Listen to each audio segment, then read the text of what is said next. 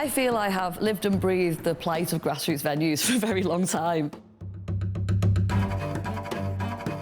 Whilst it's always difficult, I'd say, to run a grassroots space because you're constantly under-resourced, you constantly have massive ambitions, there is definitely a decline in attendance, but also there's definitely a change in the behaviour of the people who are coming. One of the things that we discovered as a venue is that, and particularly this has been like a post-COVID problem, it's difficult to get people to come out. There's a whole cohort of people who stopped going to shows and a whole cohort of people who never started. And so there's like this kind of weird gap. We have to nurture the grassroots, because if we don't do that, who's going to headline the arenas in 5 years? Who's going to be playing the pyramid stage at Glastonbury in 10 years? You don't really see much modernisation of technology or anything. Things have been the same way since, like, I don't even know when, like the 80s or something. Younger crowds are looking for more from their experiences. They're looking for more than just going to a gig, having a nice beer, and then that's enough. They want to engage in other ways, introducing technology to these grassroots experiences and to grassroots music in particular. We're hoping is a way that will re-engage younger people. So the research that we did is really evidence-based. We did about 70 semi-structured interviews. We talked to people, we heard what their problems were, we heard what they were facing in the industry itself. We came up with 3 main findings. The first is that the notion of live itself is changing. So the one place, one time model is no longer applicable. The second is artists really wanted access to more affordable technology. And the third is that there should be a more equitable ecosystem of distribution. So this is a research project to try and understand the value of technology innovation to grassroots music venues across the UK. We invited companies to apply to come up with the most amazing ideas they could that would use our infrastructure. What we got back were ideas that would take us to Strange Brew in Bristol, ideas that would allow us to innovate at the Bath House in Hackney, and there are 2 projects in Liverpool. One will happen at Invisible Wind Factory, and one will happen at a venue called District. The project we're developing today is a tool and a platform called Megastage, which is a platform that allows an online audience and an in-venue audience in a grassroots music gig to kind of come together and be part of the same live shared experience.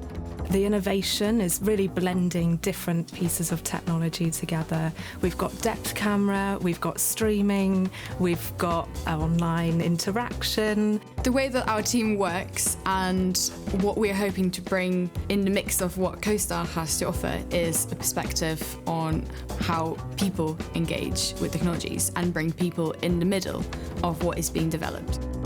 What Megaverse are doing with their virtual music experience is very interesting to me. Having a space where people could come and have a sense of that musical engagement that is so deeply rooted in our human nature and be able to access it no matter the barriers of the physical spaces could be incredibly impactful.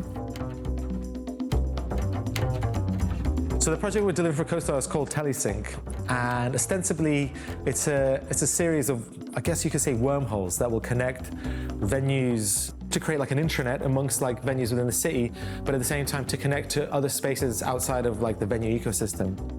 It's quite difficult to find out what's happening in these spaces, and there's a whole wealth of activity, but unless you're kind of tapped into that, you might just kind of go past you. But the challenges are vast. We've got 4 weeks to finish everything.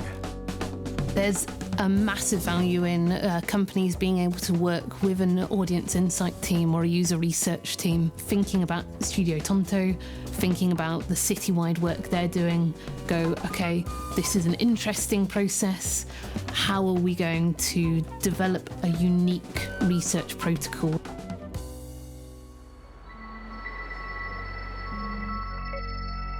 The basic premise of MASS is it's a space that allows the audience to participate in the performance in a way that's not really been possible before. And part of the ethos of it is that the audience become part of the performance. What we've been able to do here in the CoSTAR lab is have the luxury of time and resources and expertise.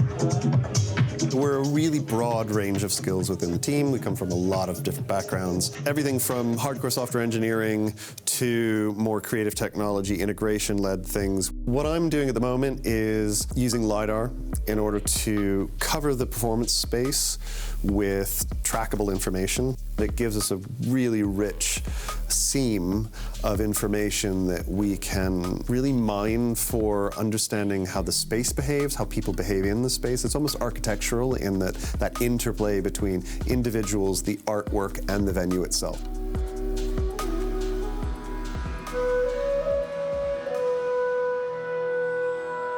Although we love technology, we are mainly musicians, and our love for music made us create this product to see our technology being used by artists, by DJs, by musicians in some grassroots venues. That's perfect.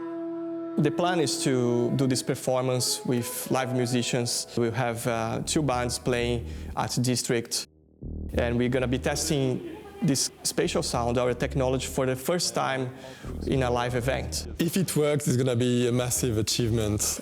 If we do it, we will be super happy. It's really useful that our data and our insights are able to feed both into companies and their creative development.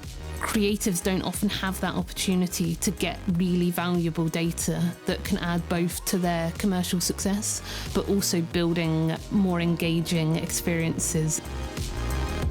We know now that the spatializer works well for gigs. I think the audience really liked it. It was something really different. There was some part of the sound where you heard it push past you to the speaker. That really impressed us. It feels much more like you're part of an experience rather than you're there to watch something. So cool. Like, any excuse to mess around with something new and to change the way that I work. I've never had to do that before, and it's challenged me as a musician.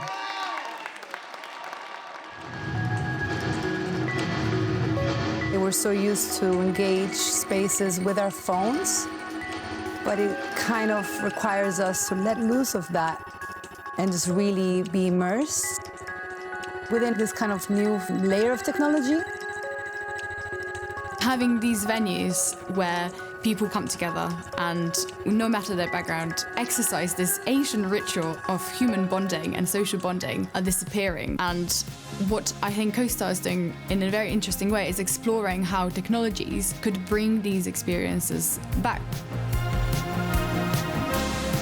The portals were great. I connected with Quarry, I saw someone I recognised, I connected with Cas Garden. What you're seeing now is the beginning, and it's almost like I've said to them, like, you should see this tonight, although it's the end of the project, it's probably like 3/4 of the way through, because until you see this kind of system in the wild, you don't know what works, what doesn't work. Working with CoSTAR feels different than working with other innovation partners. Projects like this give us the ability to build and develop something that we wouldn't have been able to do without. I really like the fact that there were people that weren't here and I could enjoy what they were enjoying, you know? A lot of grassroots artists don't get that production. It's really nice to see that in the scene. So we don't think we're going to be the people that solve everything for this sector, but we are the people that will try and to understand what the future for this sector might look like. Research is all about how we learn from what we're doing, how we iterate on that. Really engaging audiences in what we do helps us to understand how to make the best experience. You know, when does the magic happen? It's when you get like-minded people in a room who have a shared goal, which is normally around creative innovation, bringing something new to a community, bringing a community together. That's where creativity happens, and then we all benefit. The return on investment of this sort of stuff is utterly proven.